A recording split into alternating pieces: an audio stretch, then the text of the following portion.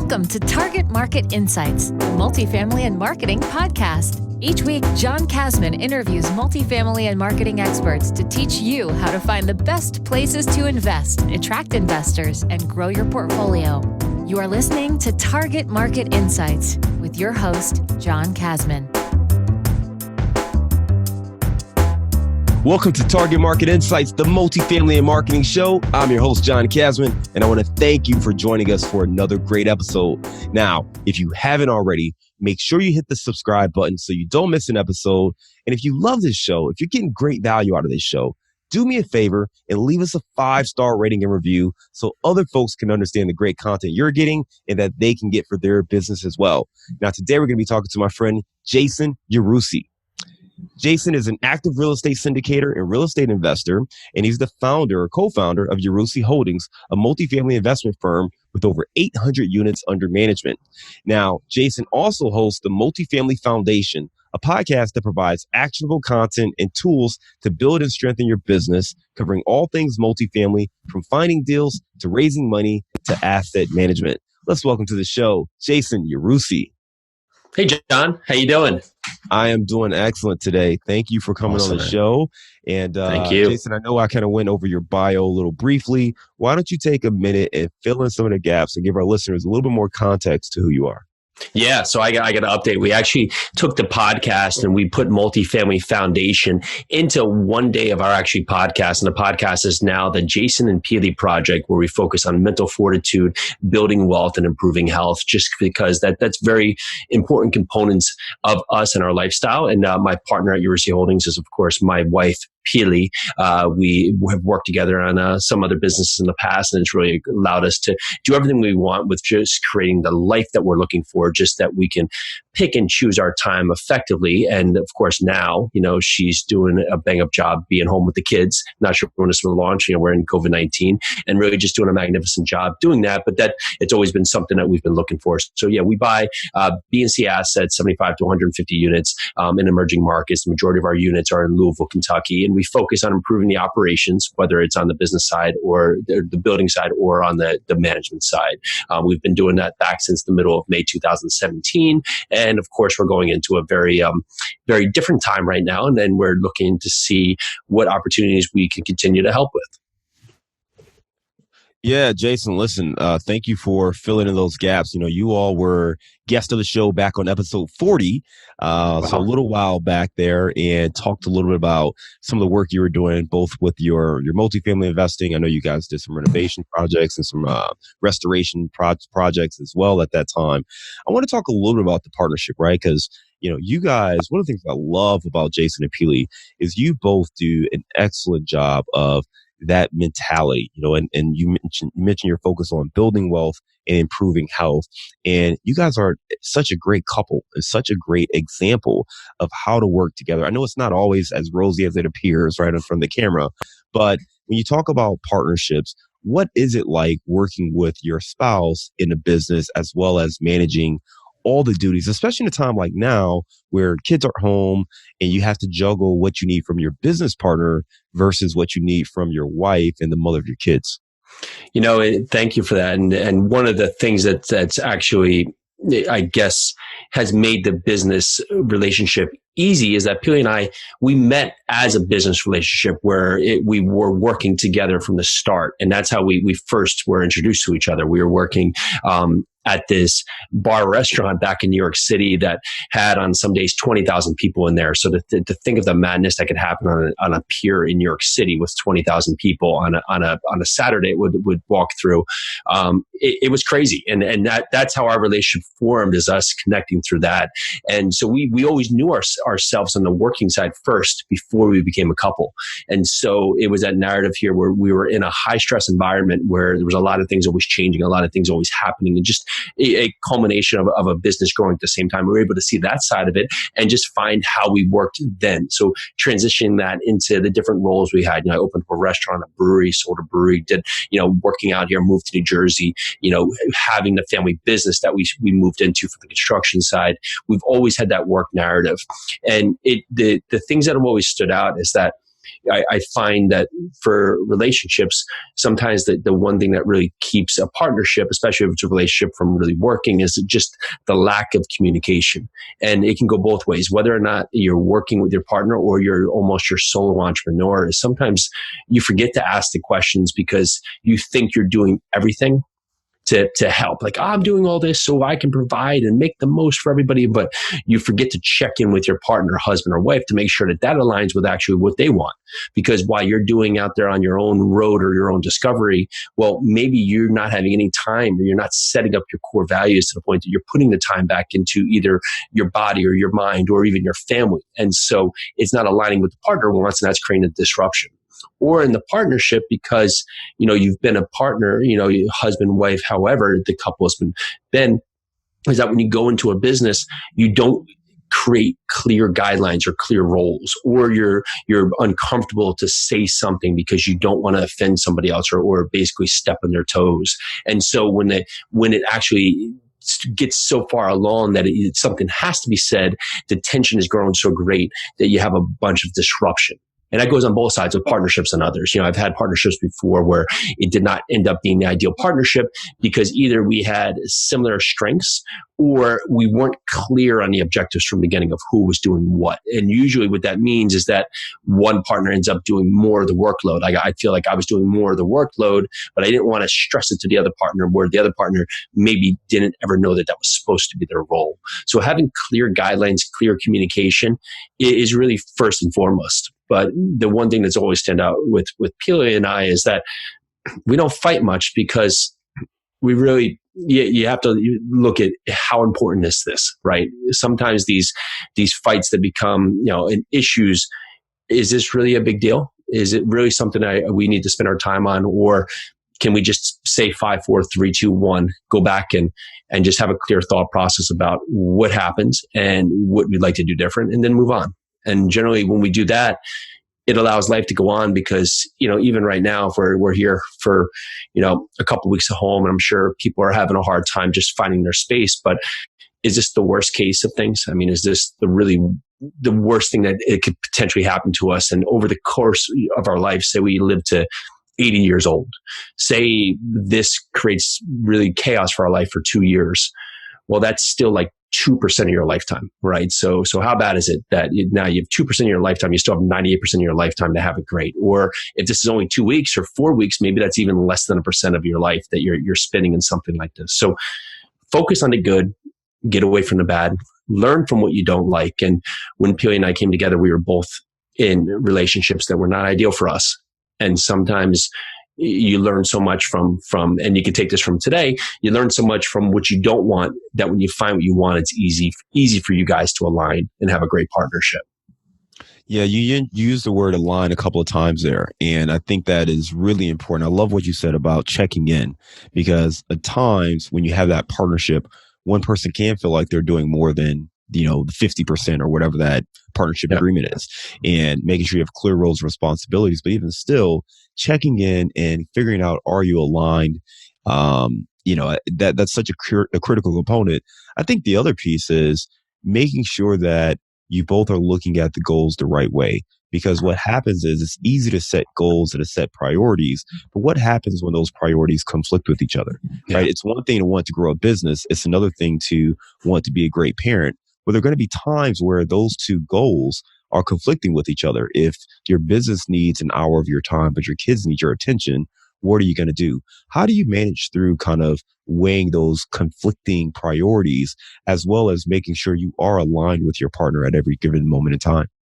So we'll use right now. It's a great circumstance, right? So we have 3 kids, 5.5, 3.5, and 1.5. It's not like they're even at an age where even if we wanted for them to be self-sufficient, that they can be, right? So for that point, we are here with our kids, and Pili and I have made the choice that she is 100% dedicated to the children right now. that's 100% what she's doing right now, what they need. She's being the best mother in the world. She's loving it. We're doing all these points. And then I am doing points that allow me to continue running the business for the operational side with us, dealing with the day to day, but still now having the time where spend breakfast with the kids. I take a break and give Pelia a break in the daytime so she can now have a break and go out there and exercise or do something creative or just spend her time. And then I'm coming down for dinner and being present at that point with the kids, and then doing some kind of activity with that point. And if I have work that still needs to be done, then I'll go back from that. But we just made the decision that right now, this is what the kids need. The kids need full devotion, and we're actually loving it. I mean, they're home. You sometimes get in a cycle, and you don't realize what that cycle has done to your life until you're not allowed to that cycle. And then it gives you these opportunities to learn so much more. Now, will there be some meeting in the middle as things start to open up? Sure.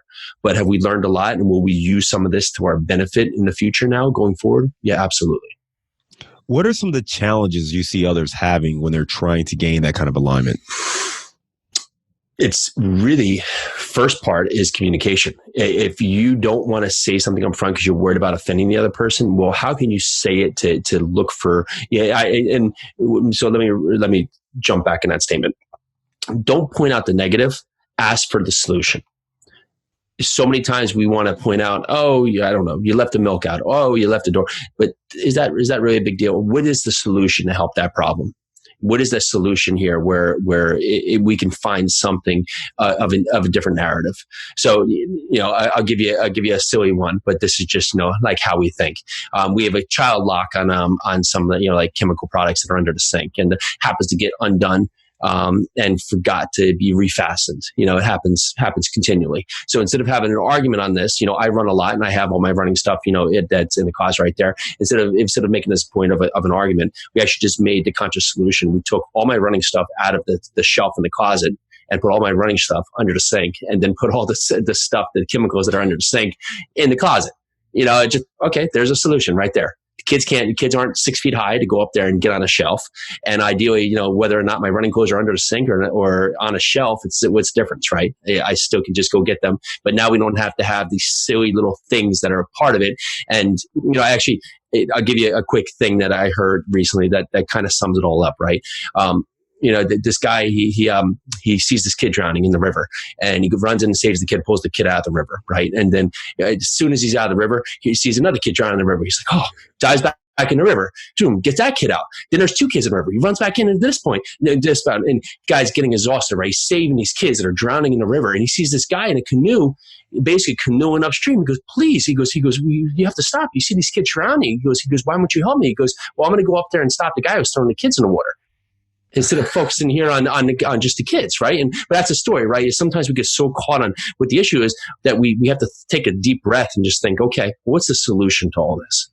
Because it's either you can or you can't. And that's right now. Like, if you want to think this is the worst case scenario, okay, then you can't. But if you just want to say, okay, what can I do at this point? What can I focus on that's me? What can I focus on that I can control?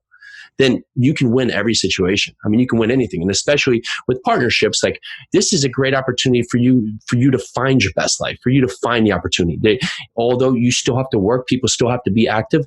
This is a time where you will have space. Maybe you get back 15 minutes of commuting, half-hour commuting. Maybe you get back, the 20 minutes you have to go downstairs for lunch. Maybe you get back, you can think of all the scenarios, you put that into context right there, but you get back that space that you don't realize you're using, that now you can either focus on your core self to make you and the others around you better, or you can focus on, putting that time into Netflix. Your choice. It's you can or you can't, but you have to make that choice.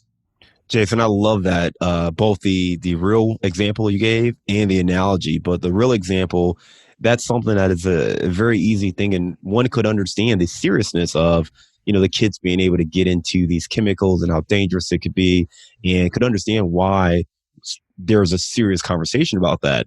But focusing on the solution, moving the chemicals, putting your gym clothes there, your running gear, and there's no reason to have another conversation about it, and it's done. And I think just that mindset of, how do we solve this? How can we fix this and create a solution, as opposed to just talking about whatever the situation is? that can open up the mind. We like to talk about how can I, whenever you're facing a situation, ask yourself, how can I overcome this? How can I get what I want? How can we find a solution? If you can come with that mindset and that mentality, it makes life so much easier to solve. So great points there. I really appreciate you sharing that information. You mentioned running. You guys are really active. You guys are doing a challenge. When I saw on Facebook, I think you were running, what did you say, 37 miles the other day? Did you run? I did that Saturday. Yeah, I did 37.3. So yeah. 37.3 miles. Geez, I'm trying to get to 4. So, I'm a little behind you, but I think that's another point is, sometimes you can't compare your day 1 to someone else's day 35 or, 380 or whatever. So, but I'll give you one thing about that just before you jump on. You never have to compare one thing to the next because everybody's level of hard is different, right? And so for you, it's you competing for what makes you, right? And so for someone my 37.3 miles might be them walking around the block, but if they can accomplish that, it's a huge compliment they can build on. Me doing 37 miles, okay, that's an accomplishment for me to get to the next stage. So the point about you doing your best for what's your hardest level, it's all good on all different sides. Absolutely. So Jason, with that said, why is health so important, right? Because this is a real estate podcast for the most part. We talk multifamily and marketing. You're a multifamily guy as well. But health has become a really important, fundamental thing for you and Pili. Why is health so important? It's always been part of our life, and we've just made it now that's just our life. That's what we do. We want to be active on all sides, and now it's become a point where we're doing a lot of things really just to test the circumstances to see what we can do to really evolve. So I did that 37-mile race. That was on Saturday. It was a race that was actually gonna happen, and I just decided to do it on my own, but really just push myself through the narrative. It was a whole day of rain, just run through rain. 2 weeks before that or a week before that, there was every 4 hours for 48 hours, I ran 4 miles. So a total of 48 miles. But just testing my ability to see what I can do to really grow within myself and just set my mental limitations. I really know that it doesn't so much ever come down to the body. And I take this for point, I'm not going to be LeBron James, right? And so you have to set what you're going to be. But in terms of you doing a task, your body can always go farther than you think. And it really is your mind that says or gives you the ability to either keep going or not. And a lot of what we do, it tracks back to what happens really just in all forms of life. You just need to get to that next step. And there's always, and especially social media is so dependent on this now, is there's always the dependency on the big goal, right? So, I have a jet, or, I have 1,000 units, or, I have millions of dollars, or I have this great business. Well, that's the end result. But generally for people, if you're not enjoying that journey, then you're never going to enjoy or get to that result. So it's just like running long distances, where if I focus on a 100-mile mark, like I did a 100-mile race in November, if I was to focus on that can be overwhelming to the mind, because the mind hasn't experienced that before. So it's ultimately going to revolt against you and try and push back and try and say, let's wait a minute. And then same thing for other people around you. They're going to push back, not because they want bad or ill for you, but they haven't experienced it either. So their mind doesn't know how to think about that either. So for them to basically help you, they think they want to prepare you to not be able to do it. So I found that within this and within business, it's all about getting to that next tree or that next bridge, right? And generally for that 100-mile race, I set it up, we started, okay, let me just get the first 25 miles out of the way. Got that done. Okay, let me get to the next 50 miles. And then it would be, let me get to, the next aid station would be 7 miles apart. And you start getting into those 70-mile, 80-mile mark. It just becomes, let me just get to that next tree and then I'll reassess. Let me just get to that next bridge, you reassess. Because once you get there, your mind's tracking these little wins, and it's setting yourself up for success because you're winning. You're just doing these little wins. And that's a lot like with business. If you focus on, I want to be a millionaire, well, you have no traction for that. So your mind revolts for that. But if you change the focus to, I want to call 5 brokers today.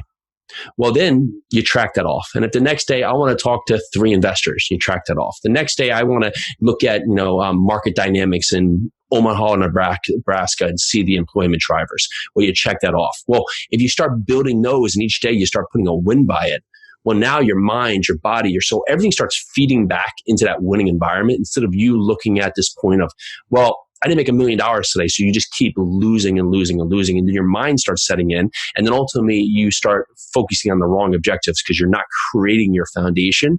You're really just setting up these bigger hierarchies that your mind can't grasp. Yeah, I think from a business standpoint, where it's similar to running is, the process is the same. It's still step by step, right? Mm-hmm. I mean, whether to run 80 miles, you have to run that first mile. Correct. And you have to do that with your feet and your movement. There's obviously techniques and things that you do to create your stamina. But the business is the same way as you stated, right? If you want to create $1 million business and create a huge portfolio, then part of what you have to do is build broker relationships. You have to have investor relationships. You have to have the operational side of it. And if you're starting out, that can all be overwhelming. But having one phone call with the broker, and just saying, hey, my goal is to call one broker today. My goal is to call one investor prospect today. That's a great way to build, and you can track that. The other challenge is you don't know if you're on track to hit your goals. If you're saying, hey, I want to run 80 miles, you don't just wake up and try to run 80 miles. You had a plan to say, okay, you mentioned running, every 4 miles, every 4 hours, right? So you did all this. You never went and ran the 80 miles right out of the gate. You did these other things that would build up your stamina and kind of build you up and getting ready to go. And I think having that plan is so vital. One thing that I'm kind of inferring from our conversation, correct me if I'm wrong, but running and just, focusing on your health, that allows you to put wins on the board mentally. And I think that having that mentality, if you can do it with your physical body, it's much easier to tell yourself from a business standpoint and mentally what I need to do in the business and to go out and do it because you've done it from a physical standpoint. Is that a fair statement? It is. And if you think of it from the other point is that you need to be training your body like you're training your mind, right? So I'll get up and meditate and do brain games because your brain's a muscle as well. So you need to put it for use because you're going to have strong decisions. There's going to be, even right now with April 1st coming up, with rent collections and others that are coming up, we're going to have a different environment than we're used to. So we're going to have a mental fortitude that's going to allow us to make wise decisions at this point instead of reacting. And a lot of this is that when you really put your mind and put yourself at ease, that you can now think about the scenario instead of reacting, well, that's where you can really continue to grow. And I fear so much right now is that so many people are just reacting, right? There's so much that's happening that's out of their control. But instead of saying, well, what can I control and what can I do with my environment to make it better? They're just reacting to everything that comes out. There's now 2,000 deaths in New Jersey or this and that. Well, there's thankfully not. But in that part, they're reacting to the worst case narrative instead of saying, okay, that's an external factor. I can do what I can to protect my environment and deal with my environment, control my environment, and create wins in my environment. Because there will be a ton of people that are affected through this. Hopefully, it will be less than is forecasted, but everybody's choice is that they have to deal with that effect and choose. Do they want that to just be the negative that they ultimately go that way, or they say, okay, that has happened. How can we course correct and get out of this? Yeah. Jason, let's pivot a little bit. I want to talk a little bit about kind of the way you all are managing your business right now. I know you recently sold one of your properties and you're looking at your current portfolio and evaluating your options and your opportunities there. What are you doing from a market standpoint? Where do you see things? And talk to me a little about why you guys decided to sell that first property. Sure. So, I'm actually just about to list another one, March 17th, and we held off on that at that point, just based on what was going on in the environment. The property that I sold at that time, we were 2.5 years in on a 7-year hold, but I just felt the environment was changing so rapidly that it was the best case scenario for me to sell. And luckily that played in the mix here, for a number of reasons. First being that there was a neighboring property that was the largest asset and the best comp, sold. And I wasn't anticipating that selling, and also sold at a price point that was at a very attractive metric compared to where we thought we could get for our property. When we bought this property back in May of 2017, our business plan was really just to capture on the loss lease and do all classic renovations, because that's what really trended for the market. There wasn't premium upgrades. It wasn't a draw for that. It wasn't convenient. But what had happened over these last 2.5 years is other owners had brought in around the other surrounding properties and started to do premium upgrades. So there was another draw for rent, where I had now really done about 65 of the units at classic. You still had 100% of the units that now could be taken to that next level of having premium upgrades that could be met for the property. With that, I also really just was looking at the path of progress that was coming down the pipeline for that area. And I felt with that one property selling, that if I was to look at our property, if I wasn't to make this decision today, it would be about another 3-4 years before I would make that decision again. So looking at these scenarios and where really interest rates were and really the availability for loans was at that time for a buyer to come on, compared to the uncertainty of where we would be in 3 to 4 years, I made the decision to put this out there and sell the property. Got it. That makes a ton of sense there. So you capitalized on the market demand and exited that property. You mentioned that you had one more that you were getting ready to list. Mm-hmm. Are you all kind of in sell everything mode, or are you just taking kind of, a look at the market and being opportunistic as a current owner? Yeah, opportunistic. I was actually selling this other one that was also a 7-year hold, and we're only 8 months into it. And yeah, and I was able to do a big portion of the business plan. And prior to takeover, it was a probate deal. And when I did get the property under contract, it was basically 97% occupied. By the time we got to inspection, it was 75% occupied. Changed the whole narrative of the property. We went back to the ownership and said, listen, of course, this changed the entire landscape of the deal. So we put in an arrangement where our property management took over prior to purchase, got 7 of the units renovated by the prior owner, and we were leasing at and above the market rate that we were looking to get once we took over the property. So I had already proven the concept upon takeover. With that, we did a green program, other utility efficiency programs in place with the property. So we're standing at 100% occupied right now. So it was just that time where I had 2 years of IO. We'd be at really a sale date, about 1 year of IO left. So with this and being a loan assumption, it would make it the most attractive the property would be, again, unless we were going to now wait another 4 or 5 years. Do I have to sell this property? Absolutely not. I just saw this as a time where, you could take some chips off the board. If we don't, no problem. It's a super property. We'll keep it. So I'm not in a scenario where, the other couple we have in Louisville are a long-term hold. And so they will stay with us and we will continue to operate them. But if the opportunity came up, we'd look for the best for our investors. We'd say that instead of just choosing, we don't want to be stuck in a point where, okay, we're not selling because we said we're not. We're going to say, is this best for the investors? And that's how every choice is going to be made. So a lot of operators talk about being conservative, right? And investing in multifamily, it's great to navigate these kind of situations. You have a couple properties right here that I think are surely showing the evidence of having a conservative business plan where you were able to implement that in less than a year. You have the ability to sell. If you don't sell, you got another 6 years, you can profit on this thing before you have to put it back on the market or figure out, a refi or something else. How are you, what are you doing that is allowing you guys to stay very conservative in your approach, where you have this kind of flexibility despite kind of craziness in the market? And then 2, how are you taking that approach and looking forward and looking at the rest of 2020 and using that to fuel your business plans? So one thing that I do on all properties when we're looking to purchase is I look at the opportunity to either grow revenue or decrease expenses without including rent. Because rent is the narrative that everybody always focuses on. Hey, I'm going to get these $100, $200, $300 rent bumps, whatever. But what can I do on these properties to maximize the properties without going back and having to just focus solely on rent?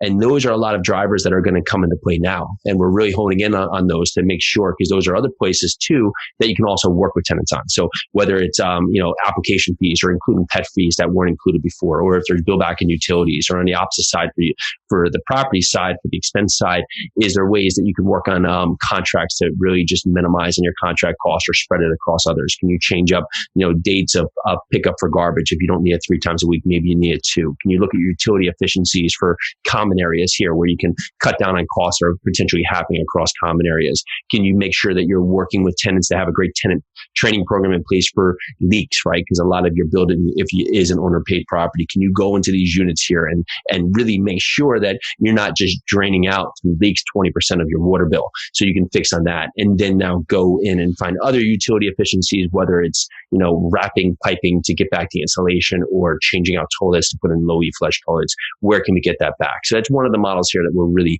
working with to really just make sure the property is efficient. And then once all that's done, then we can focus on the rent increases as well as another couple of the advantage of the property.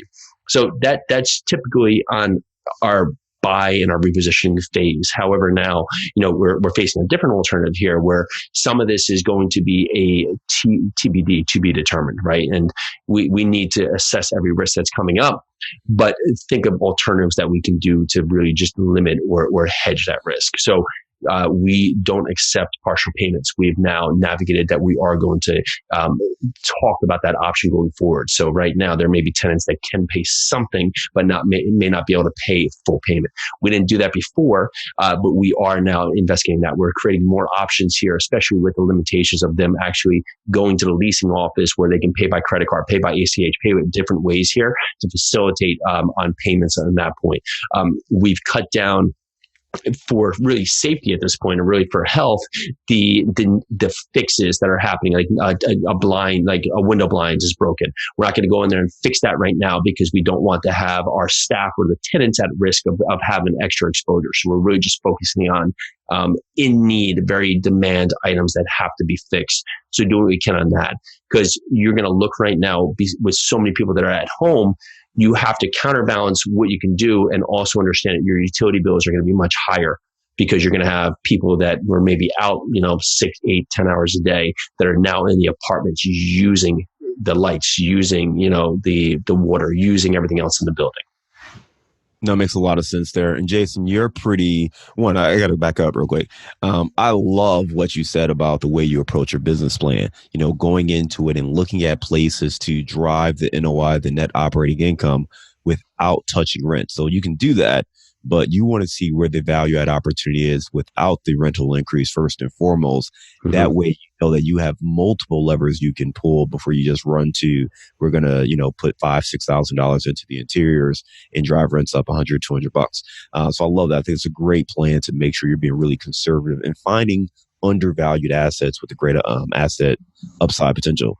On top of that, you talk about, really what you're doing right now, cutting back on some of those maintenance calls and coming in and fixing everything right away. Just taking a minute and try to fix the things that absolutely have to be fixed as opposed to fixing everything, and recognizing that your utility costs are going to shoot up, both from anything gas, water, all your utilities, basically, those costs are going to go up. And there may be other costs that go up as well.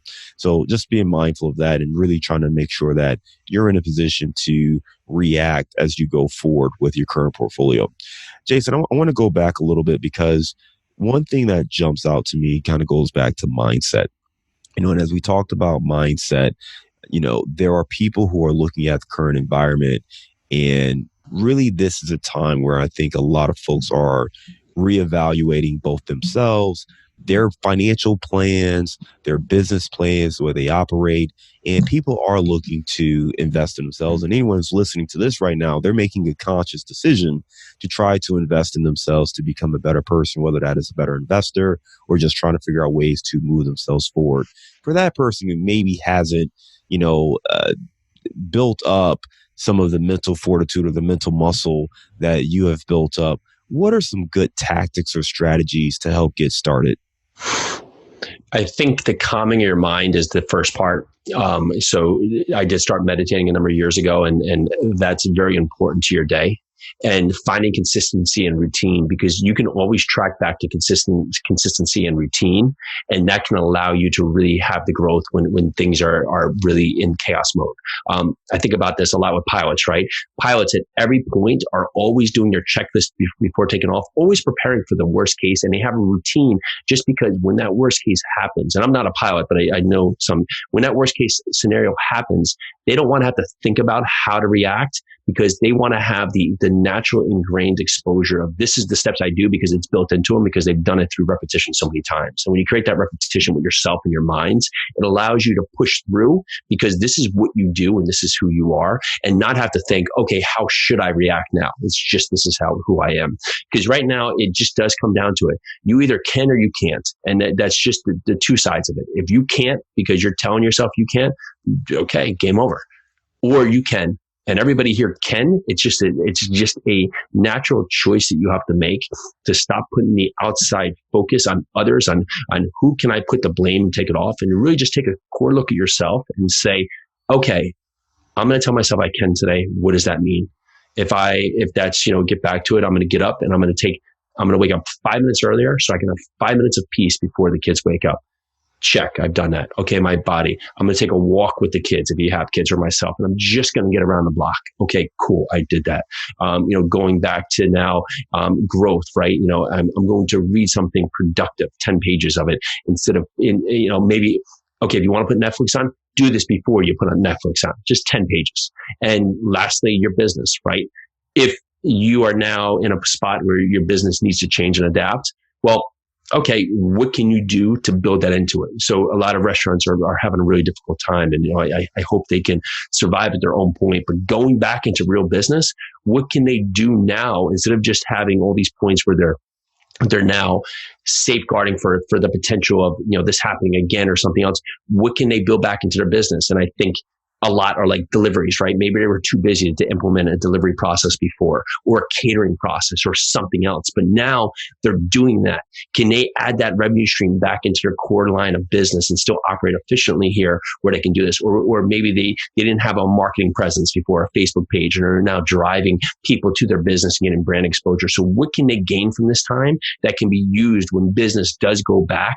And this can be across anything to really complement what they're currently doing and make them more efficient. Love it. Great points there, Jason. Appreciate that. Do you have a little bit of time for a bullseye round? Sure. Let's go. Give me a failure or an apparent failure that set you up for later success. Apparent failure of this, I would say one. We talked a lot about partnerships. I had a partnership at a restaurant. In the restaurant, we still did fine with the restaurant, but we ultimately didn't clarify goals in the beginning, and it ultimately cost a friendship. And you look back at the project. Did it have to be that? No. But there was a lot of things that could have been different on the front end. And I always make sure that, friendship is more important at any measure than a business. So to know that narrative going forward, I look at things completely different when going into a partnership. Give me the book you've gifted or recommended the most in the last year. Sure, The Go-Giver. Actually just had Bob Berg on our podcast. Super book, super guy, and just really the parable itself plays into so many things, is that focus on giving, and that creates so many opportunities for everyone and yourself. It's a great book. I checked it out towards the end of last year. It really is a good book. All right, give me an app or digital resource that you recommend for your business. Asana. That's a great one. Asana right there for tasks and checklists, because it allows you to take project oriented, put each project in its own right, assign tasks out to other individuals or yourself, give you a check balance from if that assignment's been done, and also a guideline of when that's supposed to be done through project by project. What's a daily habit that helps you stay focused on your goals? I get up and meditate. I have a morning routine where I'll just get up. I literally get up between 4 and 5 a.m. Typically at 4:13 a.m. is the time, actually. I'll meditate, then I'll do brain games, then I'll do some affirmations. I'll go running, and depending when I get back, maybe I'll read if the kids aren't up. What's one thing you know now that you wish you knew when you were starting out? Each of these points you use your growth, right? Where maybe you wouldn't have been ready for them at that time. But you look at it, just, I guess something to be good for now is that it's never as bad as you think it is. It's never the worst case scenario. There's a lot of things that are going to happen right now where people pass, and it's unfortunate. But if you don't have that around you, this is not the end all. You will get through this, and this will pass. What advice would you give to a smart, driven college student about the real world? It's a long game. Right now, when you get out of college, you don't get the ideal job. This isn't a time. Right now, there's a lot of kids that are going to jump out of school that it's going to be a horrible time for them to get a job. You'll be fine. You're just going to change the landscape of where you go. you either look at that as a blessing or a curse, and it's your choice to make that. But you have a lot of years left on your plate to really have so much fun things, and you're so early in the game that if you just focus on really helping, just like the book The Go-Giver, you will get everything you want in life. What are you curious about right now? You know, I'm curious about a lot of things, and that's part of what Pili and I go back, because she's always bringing me back to the middle. But I'm curious about a lot of things. I'm curious about a lot of how social media is really driving the landscape of what's happening in society, and really just about the new landscape of building business, how social media is going to be very apparent, right? You look at the landscape of even hiring, right? Social media is a very important part, or yourself as a person of social media. I'm very curious about that narrative. I'm very curious where the market goes, and really just the recovery year, and what's going to be some of the key points that help us with recovery, and how our business is going to find their best light to succeed. I think there'll be a lot of resources where people will figure it out, but I'm just curious to see what that timing is. And most importantly, when do people feel like they are comfortable enough to really re-enter their natural progression of what they want to be doing? All right, Jason, you're a pretty healthy guy, but I know you love to eat as well. So give me the best place to grab a bite out in your neck of the town. You know, Pili and I are pretty regimented. So if there's this very, I don't even know how to say the name, but there's this Mexican burrito place that's 2 towns over. Antojotes, I think is the name. Tremendous burritos. Or Ferraro's downtown is amazing Italian. Part of my regimen is I mainly eat the same thing daily and wear the same thing daily. So if we go out, those are usually some of the high points right there. Love it, Jason. A lot of great information today. Always enjoy talking to you. Appreciate you hitting us with how to make our partnerships work, really understanding the mindset and how being healthy, and not just the physical health, but understanding the mental health side of things can really help us drive our business success, as well as where you see the multifamily landscape, things that you're doing to drive success in your business, and some tips that the rest of us can employ on our properties as well. A lot of great information throughout this episode. For listeners who want to check out your podcast or just get in touch with you, what's the best way to reach out? Sure. You can go over to Yarusi Holdings, YARUSI Holdings. You can find everything about us. If you want to talk about future partnerships, you want to talk about finding the podcast, it's all there at that website, or follow me at Jason Yarusi on Instagram. Jason, appreciate you coming on Target Market Insights, the Multifamily Marketing Show. Look forward to talking to you again soon, man. Awesome. Thanks, John.